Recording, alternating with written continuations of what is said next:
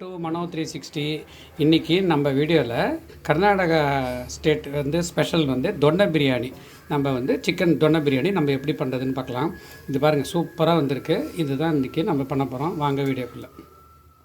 பிரியாணி செய்யலாம். அதுக்கு என்னென்ன தேவைன்னா, ஒரு கைப்பிடி புதினா, கொத்தமல்லி, ஒரு பெரிய வெங்காயம், ஒரு 10-12 பல் பூண்டு, இஞ்சி ஒரு பெரிய ஒரு இஞ்சி, ஒரு 5 குட்டி பச்சை மிளகா. பெரிய பச்சை மிளகானா 3 போட்டுக்கலாம். இப்போ நம்ம அதெல்லாம் போட்டு அரைக்கிறதுக்கு ரெடி பண்ணிப்போம். கரெக்டாக புதினாவை போட்டுக்கோங்க. ஒரு கைப்பிடி கொத்தமல்லியை போட்டுக்கோங்க.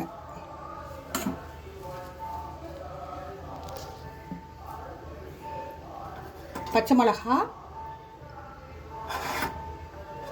பூண்டு பல்,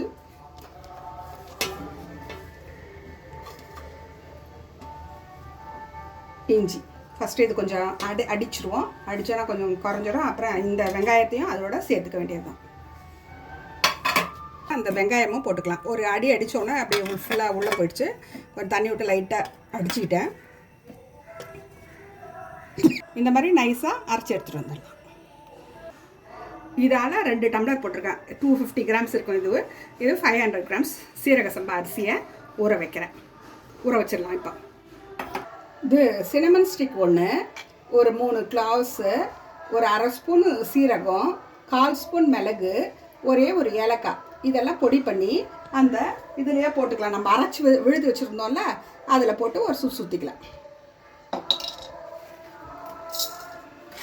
அந்த விழுது அரைச்சி வச்சுருக்கோம் இல்லையா, அதை பவுடர் பண்ணி வச்சுருந்தோம். இப்போ அந்த மசாலாவை அதை இதில் போட்டு ஒரு சுற்றிக்கலாம்.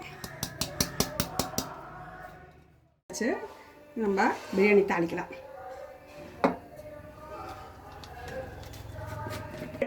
ஒரு 3 ஸ்பூனை நெய் விட்டுக்கோங்க.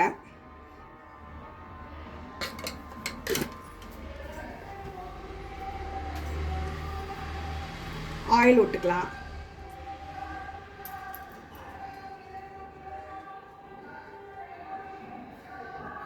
ஒரு பிரியாணி இலை பிச்சு போட்டுக்கிறோம். ஒரு பட்டை 2 உடச்சி போட்டிருக்கேன். 2 கிராம்பு, ஒரே ஒரு ஸ்டார் ரைஸ், ஒரு ஏலக்காய், கொஞ்சம் கல்பாசி, அதெல்லாம் பொரிய விடலாம்.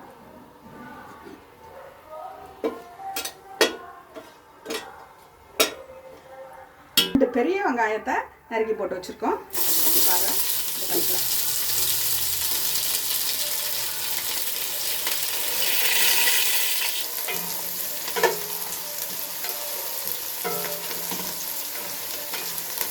அரைச்சி வச்ச பேஸ்ட்டை போட்டுக்கலாம்.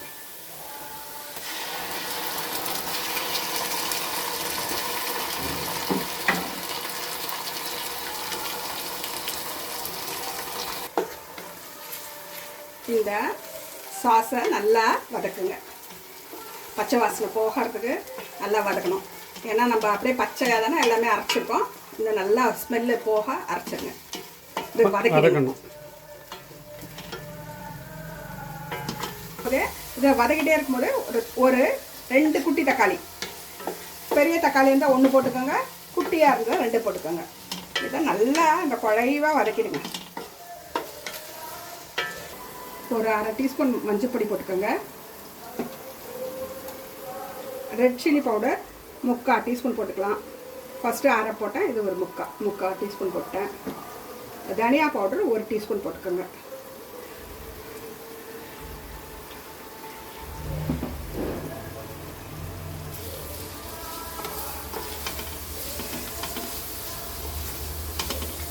உப்பு போட்டுக்கலாம். இப்போ ஒரு குட்டி ஸ்பூனால் போட்டிருக்கேன், அதனால் இது ஒரு 3 போட்டுக்கிறேன்.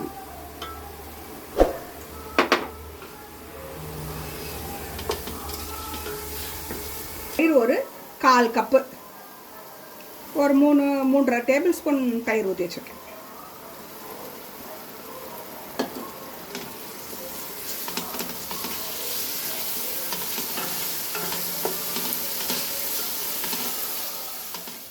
சிக்கன் கழுவி வச்சுருக்கோம், அதை அப்படியே போட்டுக்கலாம்.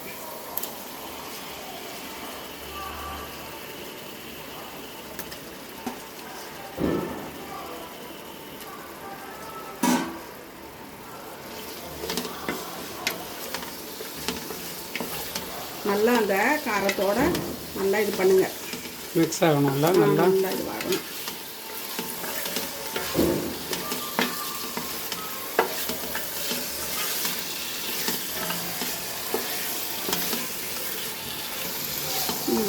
இதுவே உங்களுக்கு சிக்கன் சூப்பராக இருக்கா? பார்க்குறதுக்கு இதுவே சிக்கன் அப்படியே ஃப்ரை பண்ணி சிக்கன் கறி மாதிரி செம்மையாக இருக்குது. இந்த ஸ்டேஜில் செம்ம சூப்பராக இருக்கா? எப்போ ரைஸும் சேரும்போது வேறு லெவலில் இருக்கும் போது தொன்னை பிரியாணி. இது பெங்களூரில் செய்வாங்க, பெங்களூர் ஃபேமஸ் இது. இப்போ நல்லா சிக்கன் கொஞ்சம் அப்படியே மர்ஜ் ஆயிடுச்சு, அப்படியே குக் ஆகிருக்குல்ல, குக் ஆயிடுச்சு. அப்போ என்ன பண்ணோம், 1 கப்பு தண்ணி விட்டு அது வேகட்டும், சிக்கன் வேகட்டும். அப்போ நம்ம 1 கப்பு, இப்போ இந்த டம்ளரால் தானே 2 போட்டோம், 4 தானே தண்ணி ஊற்ற போகிறோம். அதில் 1 டம்ளர் தண்ணியை ஃபஸ்ட்டு இப்போ ஊற்றிட்டு இதை வேக வச்சுப்போம். மூடி போட்டு இந்த சிக்கன் வேகட்டும். இப்போ எவ்வளோ 3 மினிட்ஸ் விட போறியா? எவ்வளோ விட போகிறேன்? அதெல்லாம் கிடையாது கணக்கு. 5 மினிட்ஸ் 10 மினிட்ஸ் விடலாம். வேகணும்ல, சிக்கன் வேகணும்ல, சிக்கன் வேகணும். சிக்கன் வேகிற வரைக்கும் இருக்கட்டும், அப்புறமா மூடி திறந்து பார்க்கலாம். நடுவில் போய் கலரி விடணும். கலரி விடணுமா? நடுவில் போய் கலரி விட்டுருணும். சரி, நல்லா ஓரளவுக்கு வெந்துருச்சு. இப்போ வந்து நம்ம தண்ணி விட்டுக்க போகிறோம். ஒரு 10 to 12 மினிட்ஸ் வச்சிடணும். ஃபஸ்ட்டு 1 டம்ளர் தண்ணி ஊற்றிட்டோம். இது 2வது டம்ளர்.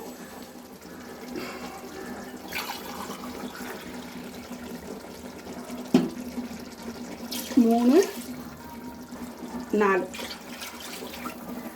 ஊற்றி அது கொதிக்கட்டும் கொஞ்சம் போட்டால். இதால் இப்போ ஒரு 2 போட்டுக்கலாம், கரெக்டாக இருக்கும். நீங்கள் டேஸ்ட் பார்த்துக்கோங்க. அந்த தண்ணி கொஞ்சம் கொதிக்கட்டும். கொதிச்சதுக்கு அப்புறமா அரிசி போட்டுக்கலாம். அரிசி நம்ம ஒரு 20 மினிட்ஸ் ஊற வச்சுருந்த இந்த அரிசியை போட்டுக்கலாம், சீரக சம்பா அரிசியை போட்டுக்கலாம். இப்போ நம்ம அரிசியை போட்டுக்கலாம். தண்ணி கொதிச்சிருக்குல்ல? தண்ணி கொதிச்சிச்சு. இப்போ வடித்து வச்ச அரிசியை இதில் போட்டுக்கலாம். தண்ணி எடுத்துகிட்டு வந்து போடணும். ஃபுல்லாக தண்ணி எடுத்தாச்சு. இப்போ இது அப்படியே கொஞ்சம் அப்படியே மீடியம் ஃப்ளேம்லேயே கொதிக்கட்டும்.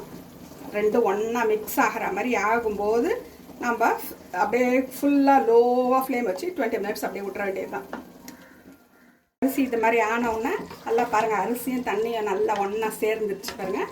இந்த டைமில் நம்ம இது பண்ணிவிட்டு ஒரு 20 மினிட்ஸ் அப்படியே சிம்மில் வச்சிடலாம். ஒரு 20 மினிட்ஸ் வச்சிடலாங்க. சிம்மில் வச்சுருங்க, ஃபுல்லாக இதை வச்சுருங்க, சிம்மில் வச்சுருங்க.